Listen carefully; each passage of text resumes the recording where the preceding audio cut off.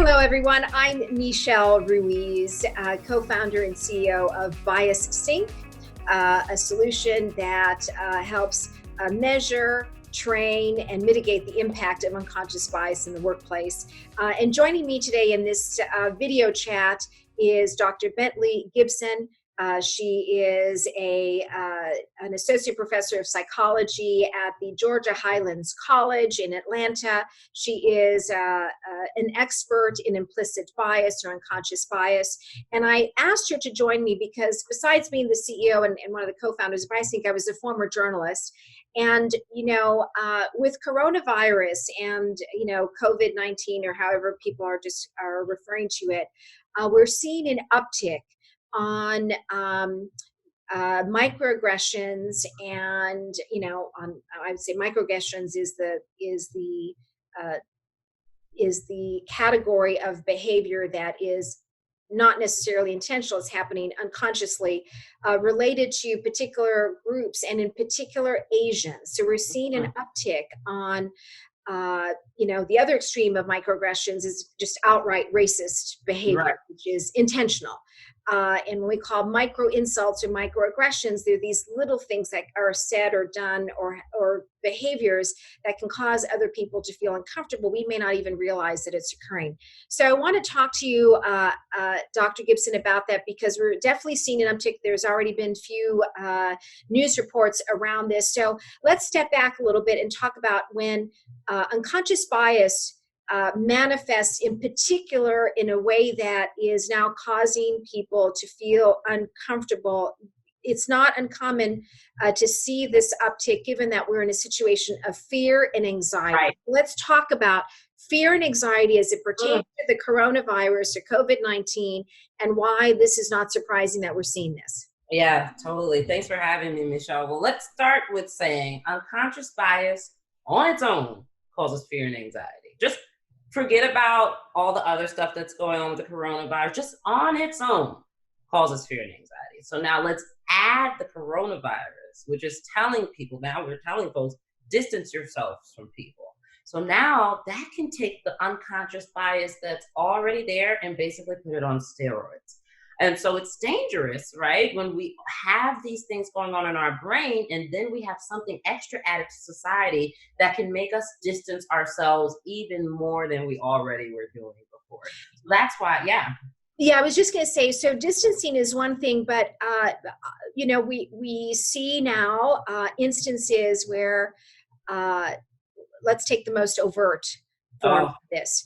We're seeing, instances where people are attributing or calling this, the foreign, the foreign coronavirus. That the words being used already are explicitly biased. Are explicitly biased, right? Now, some might say, yes, it's factual. It is a virus that was, arose outside the United States, depending on what country you're in, but it's what that conveys and what that triggers in terms of behaviors and actions where the problem lies, wouldn't you say?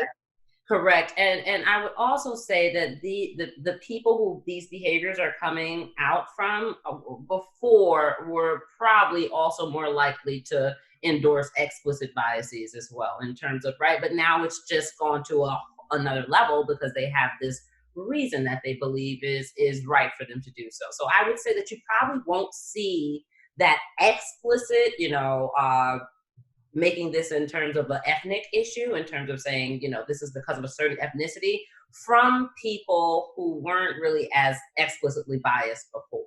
But you may, right, have folks that were not very overtly biased before, that this may be on an unconscious level, that still may have similar thoughts as folks who were explicitly biased before, but may not act on them the same way. So it's the same thought, but different acts, right? So somebody who is really explicit with this before, and now that it's happened, feels they have reason, will verbalize this, right? More so somebody who this is happening on an unconscious level may have that same thought, but may not verbalize it. Right.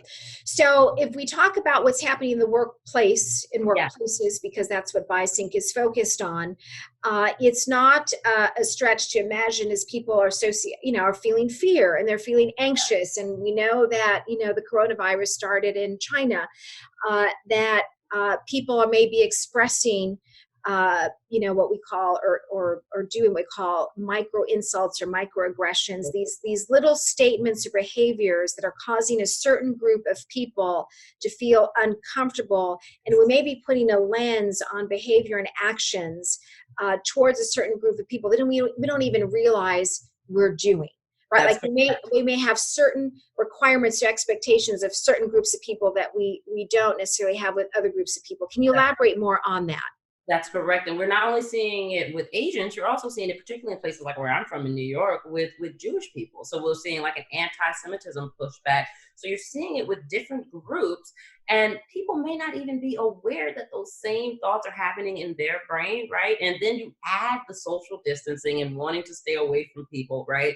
That just puts another layer on it, when in fact the research shows the best way to really handle unconscious bias is to bring folks together, right? And to not have them wanting to distance or see a group as negative or be fearful of that group any more than it already was before. So this is really gonna calls for more ways to mitigate unconscious bias and to bring people together and to reduce negative stereotypes. Before it was really a black and white thing, maybe also Latino thing as well. But now other groups are kind of getting the same monster, I call it, right? In terms of how this can play out. And it can also help in terms of different groups, minority, negatively stereotyped groups, to see, hey, this is happening not just to Black people, not just to Latino people. Now we have it happening to Asians. And so that can maybe help us actually come together and really kind of combat this issue here, because it's not just Black and white as it's often seen, but now we're seeing it with other cultures as well. So you raised an interesting point about bringing people together. Of course, today in latter part of March 2020, there's the social distancing occurring as a result of trying to control the spread of coronavirus. So let's assume at the point in time when people are brought back together. But I want to bring it back to organization leaders and in particular, what's happening as a whole in the workplace and what organization leaders should see and also be mindful of.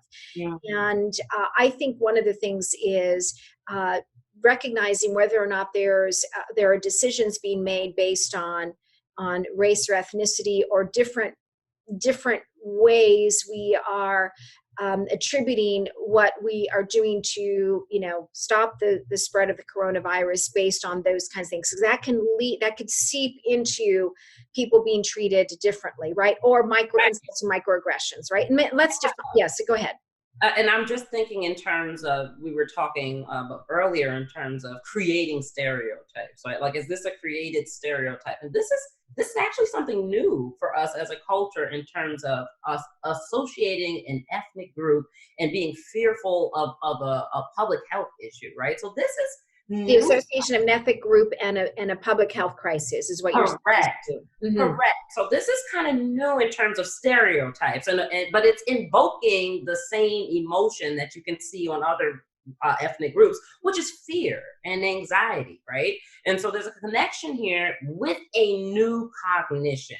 And the same strategies that have been used before to mitigate what we've been dealing with in this country with different ethnic groups and fear and anxiety now needs to be used when it comes to this coronavirus issue, and how it is also, we're seeing xenophobia and racism from that, which is new and different from what we've seen before, particularly with this ethnic group.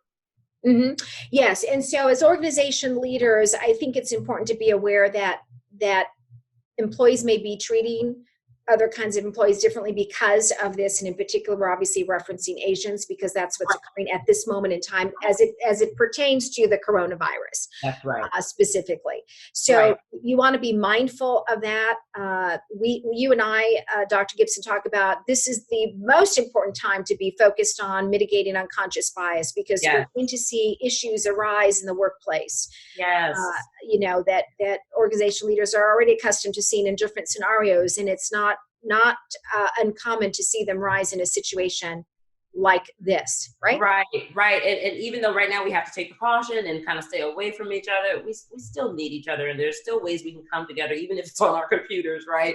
And doing certain activities. And so it's important to not step back away from this now and not think about it because we have all these other things going on, but to really continue to think about it because it really shows you how vulnerable we are just as humans, right? In the workplace, of course, we need each other.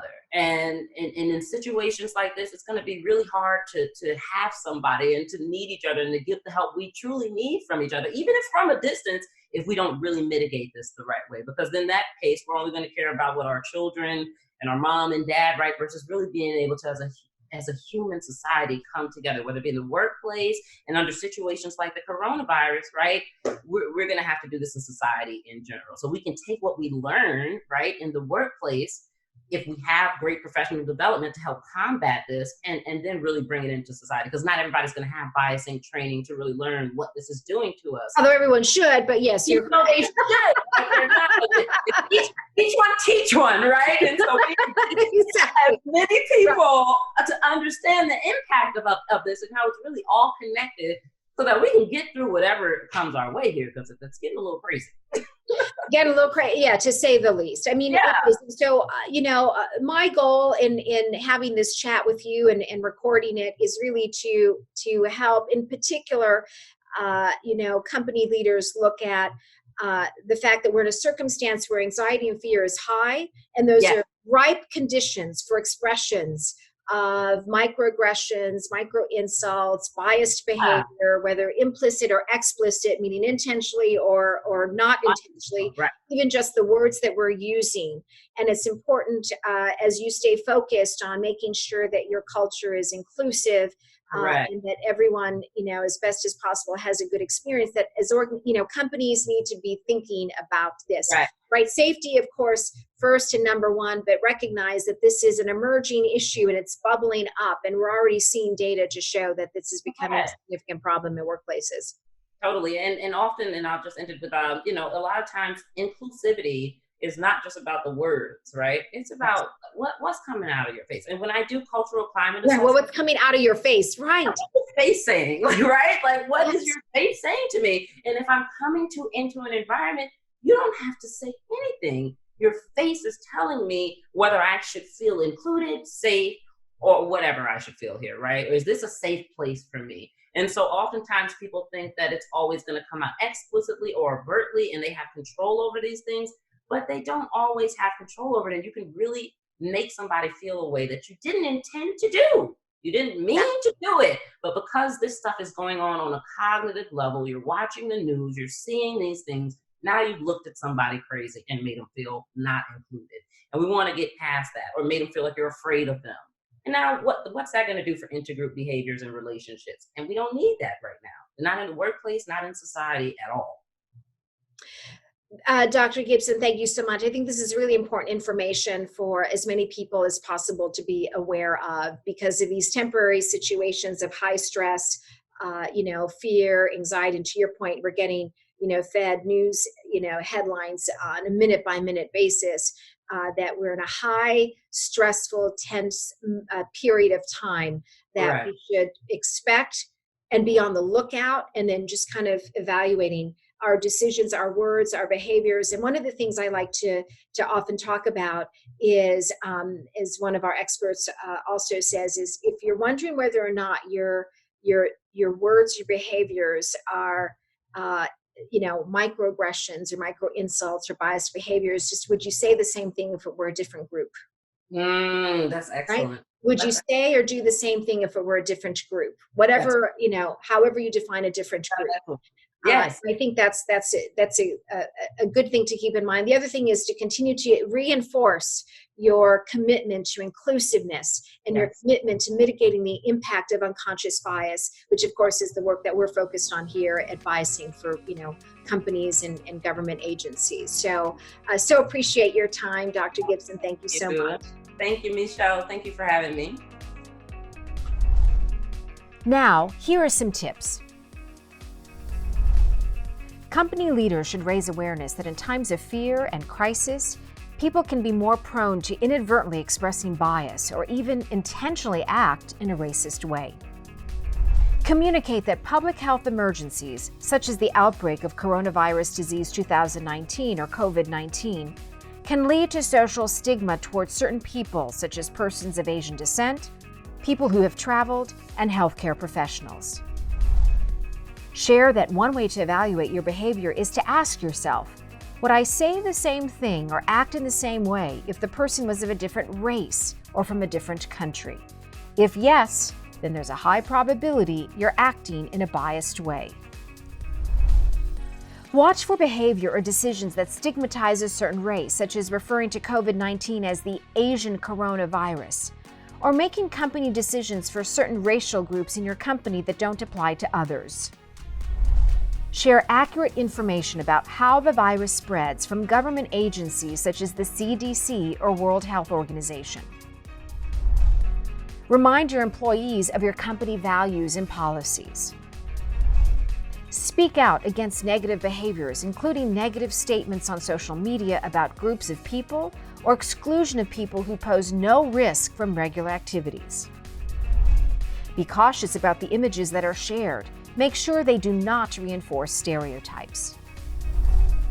And lastly, be open-minded to employees who report experiences of being treated poorly and/or feeling like the work environment is less inclusive.